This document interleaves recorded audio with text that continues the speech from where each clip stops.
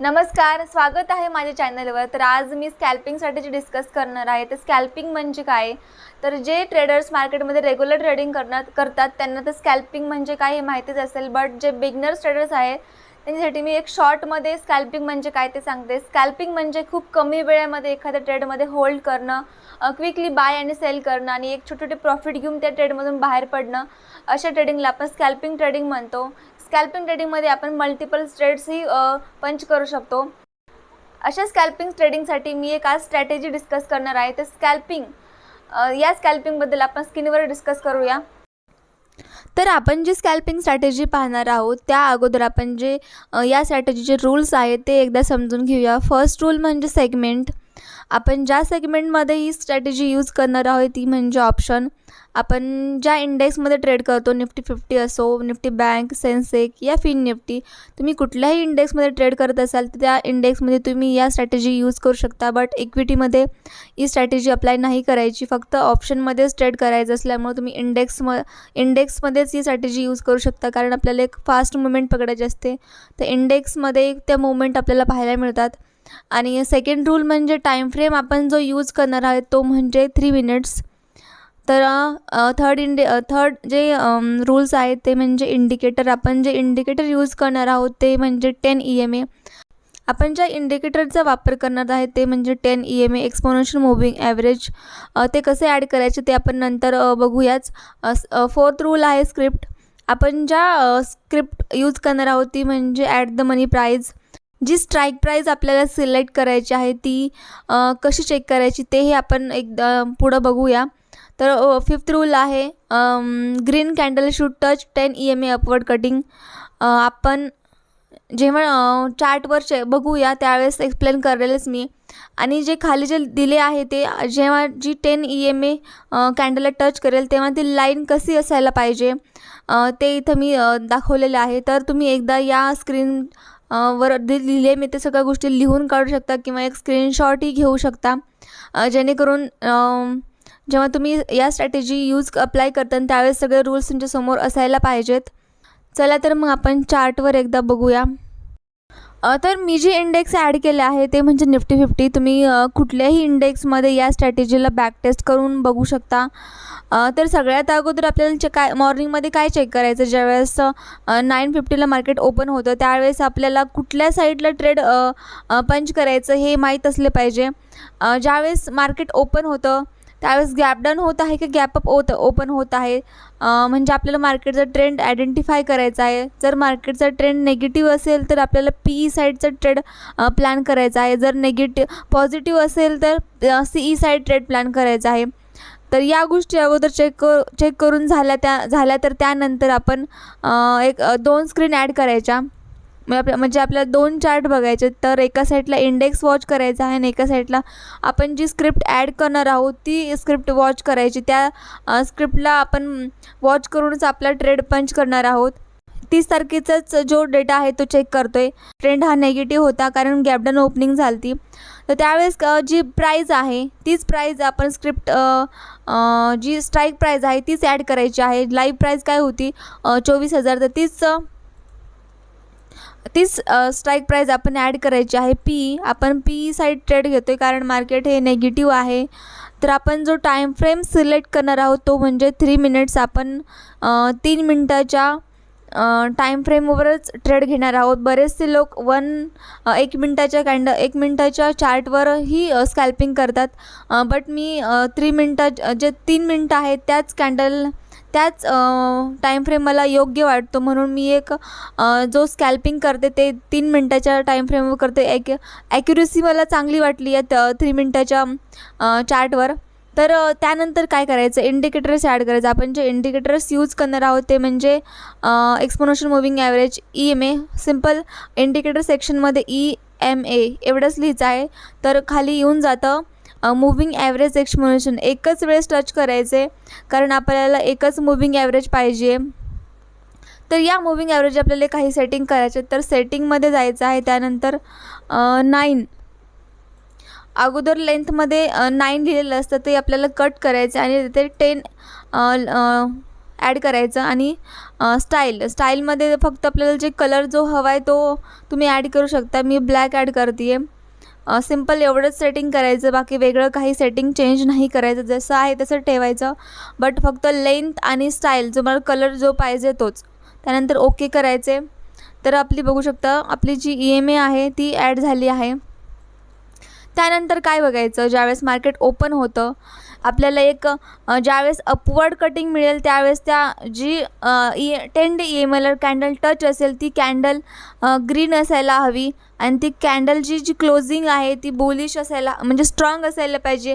डोझी candle असेल तर ignore करायचा ट्रेड, त्याची नेक्स्ट कॅन्डल वॉच करायची. जर तिने EMAला टच केलं असेल तर जी कॅन्डल आपल्या EMAला टच करेल, अपवर्ड कट करेल, ती कॅन्डल आपल्याला ग्रीन पाहिजे आहे. तर बघू शकता या ठिकाणी आपले दोन्हीही सिग्नल मॅच झाले आहेत. आपल्याला अपवर्ड कटिंगही मिळाली. कटिंग जी EMA जी लाईन आहे ती बघू शकता अपवर्ड आहे. एक सेमी सर्कलमध्ये किंवा सर्कल शेपमध्ये किंवा एकदम फ्लॅट नाही आहे.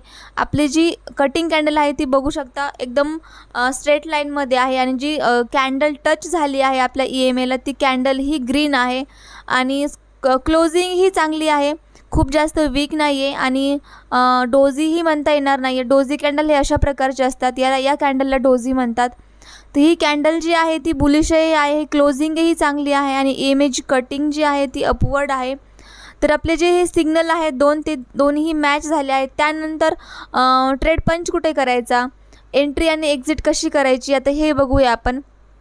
ज्यावेळेस या कॅन्डल आपल्याला पूर्ण क्लोज होते त्यावेळेस जी नेक्स्ट कॅन्डल जी असते ती नेक्स्ट कॅन्डल जेव्हा या कॅन्डलच्या हाय ब्रेक करेल त्यावेळेस इथे जी असणारी आपली आहे एंट्री असणार आहे आणि जो SL लावायचा आपल्याला तो या कॅन्डलचा लो लावायचा आहे SL. तर जर मला समजलंच आपण एंट्री कुठे करायची आणि SL कुठं लावायचं. जी कॅन्डल आहे, एक मिनिट, तर जी कॅन्डल आहे जी EMAला अपवर्ड कटिंग मिळाली आहे त्या कॅन्डलचा लो म्हणजे आपलं SL असणार आहे आणि जो हाय आहे त्या कॅन्डलचा हाय जेव्हा ब्रेक होईल तेव्हा आपल्याला एंट्री प्लॅन करायची आहे. या इथपर्यंत समजलं. तर आपण त्यानंतर टार्गेट कसं लावायचं, तर आपण या स्ट्रॅटेजीमध्ये टार्गेट किती ठेवायचं हे आता बघूया. तर टार्गेट लावण्यासाठी काय करायचं, सगळ्यात अगोदर त्या कॅन्डलचा हाय आणि लो चेक करायचा. तर कॅन्डलचा हाय किती आहे, तर कॅन्डलचा हाय किती आहे 228.60 आणि लो आहे 214.50. तर कॅल्क्युलेशनमध्ये आपल्याला पटकन हे जे आहे आपण जे स्कॅल्पिंग करतो तिथे एक फास्ट मुवमेंट असते, त्यामुळे हे जे कॅल्क्युलेशन करायचं आहे तेही खूप फास्ट करायचं आहे. तर हाय आहे 228.60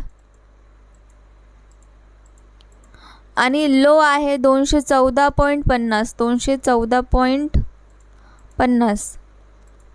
तर जे टार्गेट पॉईंट आहे आपले ते आहे 14. म्हणजे आपल्याला जे पॉईंट्स कॅप्चर करायचे ते फक्त 14च पॉईंट कॅप्चर करायचे आहेत आपल्याला. आपण ज्या स्कॅल्पिंग स्ट्रॅटेजी यूज करतो त्याच्यामध्ये आपल्याला जवळपास 1:1च टार्गेट ठेवायचं आहे.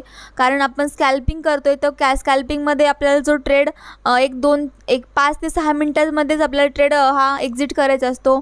या ट्रेडवर खूप जास्त स्कॅल्पिंगमध्ये जास्त ट्रेड होल्ड नाही करत. स्कॅल्पिंग म्हणजे एक काही काळासाठी ट्रेड असतो, त्यामुळे आपण जे टार्गेट ठेवणार आहोत ते खूप कमी पॉईंटचं असतं. जर तुम्हाला जेव्हा तुम्ही एक्सपिरियन्स होताल या स्ट्रॅटेजीमध्ये तुम्ही होल्डही करू शकता. तर आपण जे टार्गेट ठेवणार आहे ते 14 पॉईंटचं ठेवणार आहोत. तर समजलं. मी अजून एकदा सांगते, ज्यावेळेस फर्स्ट सिग्नल आपल्याला मिळेल अपवर्ड कटिंग आणि जी अपवर्ड कटिंग जी कॅन्डल असेल जे आपल्या 10 day EMAला अपवर्ड कटिंग मिळेल त्यावेळेस जी कॅन्डल बनलेली असेल ती ग्रीन असायला पाहिजे, क्लोजिंग ही स्ट्रॉंग असायला पाहिजे आणि डोझी कॅन्डल असेल तर इग्नोर करायचं ट्रेड आणि रेड कॅन्डलही नसायला पाहिजे. आणि ज्यावेळेस या दोन्ही सिग्नल आपल्याला मॅच होतील, आपल्या ज्या स्ट्रॅटेजीमध्ये जे 2 सिग्नल आहेत जे सुरुवातीचे आपल्याला काय बघायचं तर अपवर्ड कटिंग बघायची. कॅन्डलचा अगोदर ट्रेंड चेक करायचा, त्या ट्रेंडनुसार आपण स्क्रिप्ट ॲड करणार आहोत. त्या स्क्रिप्टमध्ये मॉर्निंगमध्ये चेक करायचं आपल्या ज्या EMA आहे जे 10 day EMA आहे त्या 10 day EMAवर जी कॅन्डल अपवर्ड कटिंग देईल ती जी कॅन्डल आहे ती ग्रीन असायला पाहिजे आणि त्या कॅन्डलची क्लोजिंग ही स्ट्रॉंग असायला पाहिजे. डोजी कॅन्डल असेल तर अवॉइड करायचा ट्रेड आणि रेड कॅन्डलही नसायला पाहिजे. जी अपवर्ड कटिंग कॅन्डल असेल ती ग्रीन असायला पाहिजे. मी रिपीट बोलते आहे कारण ज्यावेळेस आपण ट्रेड घेतो त्यावेळेस खूप कन्फ्युजन होतं आणि कॅन्डल चेक करणं खूप महत्त्वाचं राहतं. जर स्ट्रॉंग क्लोजिंग असेल तर बायर्स या सेलर्स त्या स्ट्रॉंग आहेत या ट्रेंडमध्ये. ह्याच गोष्टीमुळं आपल्याला जो EMA जी कटिंग जी कॅन्डल असेल ती स्ट्रॉंग आहे. चला तर मग आपण अजून काही एक्झाम्पल्स चेक करूया. तर आपण 30 एप्रिलचं एक्झाम्पल चेक केलं आहे. तर आपण 29 एप्रिलला काय झालं होतं ते एकदा चेक करूया. आपण 29 एप्रिलचं एकदा एक्झाम्पल चेक करूया. तर 29 एप्रिलला बघू शकता गॅप अप ओपनिंग झाली होती. मार्केटमध्ये एक बुलिश मुवमेंट होती. त्यामुळे आपण जो ट्रेड घेणार आहोत तो CE साईटच घेणार आहोत. त्यामुळे आपल्याला जी स्क्रिप्ट ॲड करायची आहे ॲट द मनी प्राईजची ती CE साईट्स असायला पाहिजे आणि जी लाईव्ह प्राईज आहे तीच लाईव्ह प्राईज आपण ॲट द मनी प्राईज आपल्याला जी स्क्रिप्ट ॲड करायची आहे ती ॲट द मनी असणार आहे. तर आपण त्या दिवशी त्या दिवशी ॲट द मनी प्राईज होती 24,000. तर आपण 24,000चा CE ॲड करणार आहोत कारण मार्केट त्या दिवशी बुलिश होते.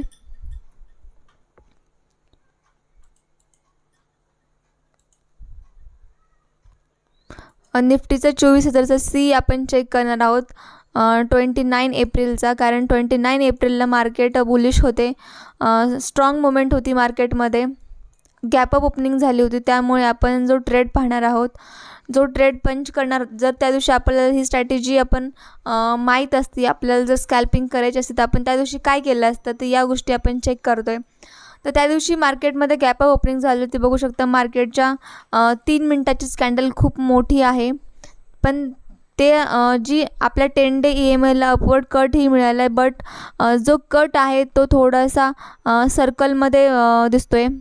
तुम्ही बघू शकता जो EMAचा कट आहे तो थोडासा सर्कलमध्ये आहे. या सिग्नलला आपण फॉल्स सिग्नल धरणार आहोत. हे जे सिग्नल आहे ते फॉल्स सिग्नल आहे.